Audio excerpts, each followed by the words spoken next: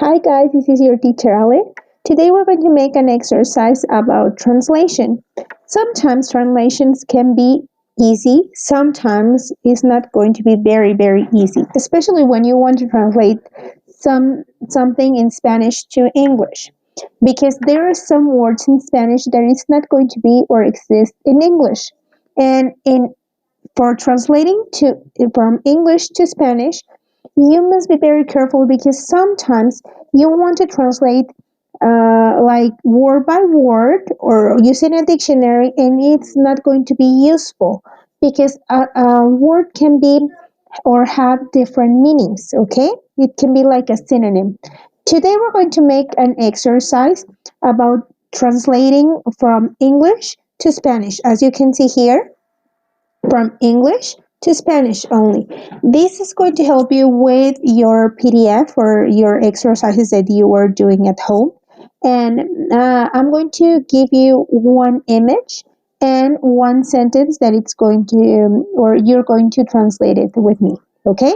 So sometimes it's going to be very easy. Sometimes you have to be very careful about what or the sentence means. Okay? Remember, not all the time you can translate word by word. Sometimes you have to understand what they are saying. Okay? Let's start. So the first one is they are singing a song. First, look at the image. It's a plural, so we are using are.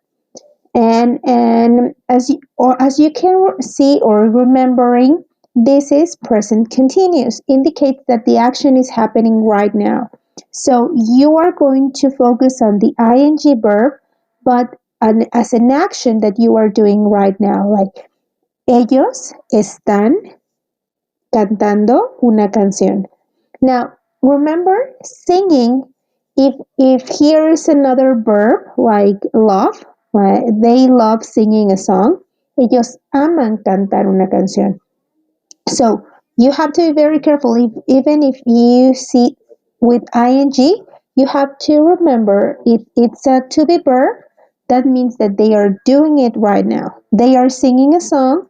Ellos están cantando una canción. Mhm.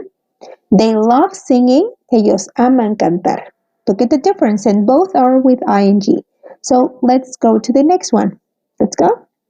Now, the next one is I have been to Italy yet. I haven't been to Canada. Now, in this one, it's present perfect.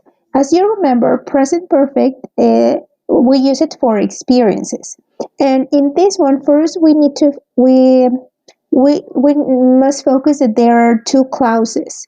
That means that it's a compound sentence. We are mixing all the topics with this exercise so you can remember. Now, in this one, like I have told you, because we have a fanboy that it's yet, it's a compound sentence. So first let's translate the first part. I have been to Italy. He estado en Italia. Been is the past participle for the verb be.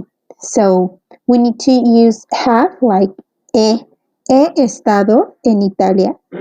Yet you are going to translate it like two forms. It can be very formal, like sin embargo, or you can translate it like a regular form, it's but, or similar like but, pero. Yo he estado en Italia, sin embargo, no, because you are using a negative, no he estado en Canadá. Yo he estado en Italia, pero no he estado en Canadá. As you can see here, guys, in the example, the expression yet can be formal, like sin embargo, or you can say pero, and both sentences are correct. He estado en Italia, pero no he estado en Canadá. Let's go to the next one. I didn't watch the movie because I watched the TV series. In this one is simple past. Remember, simple past is an action that is not going to happen anymore, and we use the auxiliary verb did for negative statements, okay? And when we are looking at an affirmative form, like in the second part of the sentence, we are going to use the verb in past tense. Now, as you can see here, this is a complex sentence. Why? Because you have an awubi, a subordinating conjunction that it's because, like you can see here. I'm going to try to put it my finger so you can identify. Yes, there. Because. Now, I didn't watch the movie because I watched the TV series. No vi la película. No vi la película porque yo vi la serie de televisión. Mm-hmm. I want you to focus on the first one. No, it's an action in negative, and in the second one is an affirmative one. Mm-hmm. And because, porque. No vi la película porque yo vi in past, pasado, la serie de televisión. Now let's see the next one. Did you make pizza last Monday? It's a question, and this is a question in past tense, okay? That's why you are using the auxiliary verb did. Now, in this one, you can see, first, you need to know that it's a question, so when you are translating, you are going to use the question marks at the beginning and at the end in Spanish. Remember, in English, you only need the last question mark, but in Spanish, you will need the first one and the last one. Careful with this one, okay? Careful. Did you make pizza last Monday? ¿Hiciste pizza el lunes pasado? Now, look at this one. I have changed Monday first and then last in Spanish. El lunes pasado. You cannot say, ¿hiciste pizza el pasado lunes? That doesn't have any sense in Spanish. You have to change it, okay? ¿Hiciste pizza el lunes pasado? Careful with this one, okay? Sometimes you are going to change it. Now let's see the next one. Jenny loves playing the piano. In this one, as you can see, we have a verb with ing, playing. First, playing can be translated in different or with different actions. Play can be tocar, like in this example, play an instrument, the guitar or the piano. It can be jugar, okay? So you have to be very careful. Look at if it's jugar o tocar un instrumento. Careful. Now, Ginny loves playing the piano. A Ginny le gusta tocar el piano. You're not going to say, a Ginny le gusta estar tocando el piano. No, that is incorrect. A Ginny loves, it's the action that they like to do. So the verb with ing is going to translate it like ir. A Ginny le gusta tocar el piano. Okay? Be careful. If the sentence will say Ginny is playing the piano, it would means Ginny está tocando el piano. But careful, because the verb loves change the way that we're going to translate playing. Okay, careful. Now, in the next one, it's a question. Has John finished the level 4? Finished, not finish it. Okay, careful. Has John finished the level 4? Look at the image. John is the boy and he's playing video games. So that means that it's a present perfect because he's doing the action and the action is started in the past and continues into the present.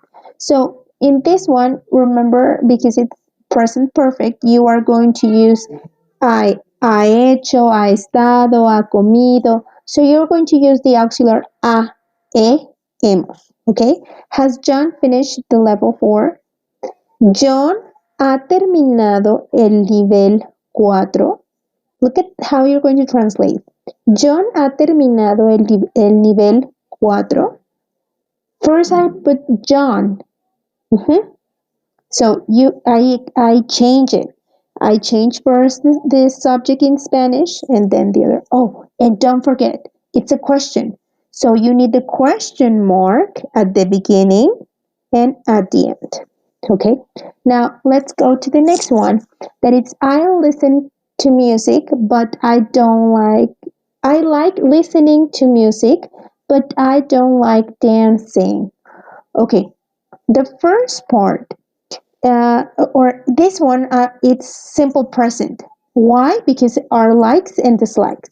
When you are using like and dislikes are simple present or present simple, other people said.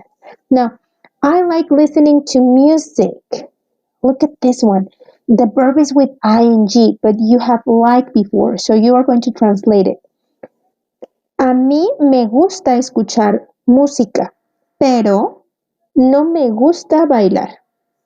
In this one, why you are translating like this? Because you will say, Ale, ing is not escuchando, bailando. No. When you have the other verb, remember, that means that the verb with ing must be translated like ir. Me gusta escuchar música, pero no me gusta bailar. Okay? Careful. Be careful. Oh, and also this one it's a compound sentence. Why? Because it has but. But is a fanboy. Remember, fanboys or coordinating conjunctions indicates that it's a compound sentence. We're making a review, okay? I'm only remember or remind you so you can focus on for the next exercises in pleno, okay? Now let's go to the next one. Do you prefer ice cream or cake? Oh, this one it's a question. It's very, very simple because we have been doing a lot of exercise like this. ¿Prefieres helado o pastel? It's a question, very simple. ¿Prefieres helado o pastel? So only in this one, I omit or I didn't say you. I didn't say, ¿tú prefieres? No. You have to take it away, like not saying tú. Okay, careful. ¿Prefieres helado o pastel? That would be the correct translation. You will know, ¿tú prefieres helado o pastel? No. Okay, careful. Now, in this one, it's also a question, so don't forget that in Spanish needs the first question mark and the one that it's at the end of the sentence. Now, let's go to the last one. This says Julia. Oh, I think it's the last one, or maybe I'm going to make it faster in case that it's not. Julia, Anna, and Sarah are best friends. In this one, it's simple present, and you are going to say Juliana y Sara son mejores amigos. O mejores amigas in this case. Okay? Julia, Anna, and Sarah son mejores amigas. It's very simple and it's a simple sentence. Now, let's go to the next one. The concert was great. This one, okay, I want you to focus on two things. It's an exclamatory sentence because it has the exclamatory mark at the end. It's because it shows an emotion. The concert was great. It shows an emotion, and it's past tense because you're talking in past. That's why we have the to be verb was. So el concierto estuvo genial. Mm-hmm. And you have to say it because it has the exclamatory mark. You have to put the first exclamatory mark in Spanish and the last one when you are making in Spanish. Okay? Now, this one, we are learning English. Estamos aprendiendo inglés. Careful with translating. Nosotros estamos aprendiendo inglés. It's okay, but it's not completely necessary when you are translating, okay? So if you want to say, estamos aprendiendo inglés instead of nosotros estamos aprendiendo inglés, that would be correct. And that is present continuous. Why? Because we are doing it right now in this moment. Remember, present continuous is for finishing. So thank you guys. Have a great time. See you the next time. I love you. Bye.